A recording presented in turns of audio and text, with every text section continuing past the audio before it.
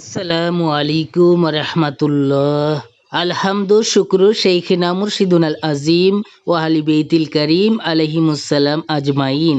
সম্মানিত মুসলমান ভাইয়ের আমার, আপনারা যে যেখান থেকে আমার কথা শুনতেছেন সকলকে আন্তরিক মোবারকবাদ জানিয়ে শুরু করতেছি আজকের পবিত্র বিষয়, পবিত্র আশুরা মিনাল মহরমুল, ওনার ফজিলত ও আমল, প্রথম পর্ব। সুবহানাল্লাহ। পবিত্র আশুরার নামকরণ।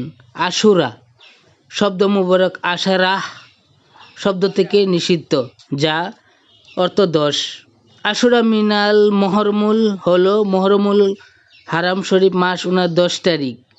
মহাসম্মানিত মহাপবিত্র মহরমুল হারাম শরীফ মাস এবং বিশেষভাবে মহাসম্মানিত ও মহাপবিত্র আশুরা শরীফ ওনার গুরুত্ব তৎখানি যে মহাসম্মানিত মহাপবিত্র রমাদান শরীফ মাস ওনার রোজার ফরজ করার পূর্বে সম্মানিত মহাপবিত্র আশুরা শরীফ ওনার দিবসে রোজা ফরজ ছিল।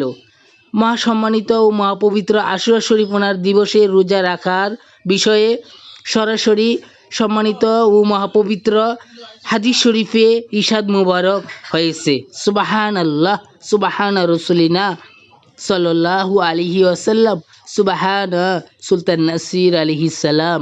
সম্মানিত প্যারা হাজিরিন মুসলমান ভাইয়ের আমার, সকলে পরবর্তী পর্ব শোনার জন্য সকলকে আন্তরিক মোবারকবাদ জানিয়ে আজকে শেষ করছি। আসসালামু আলাইকুম রহমতুল্লাহ।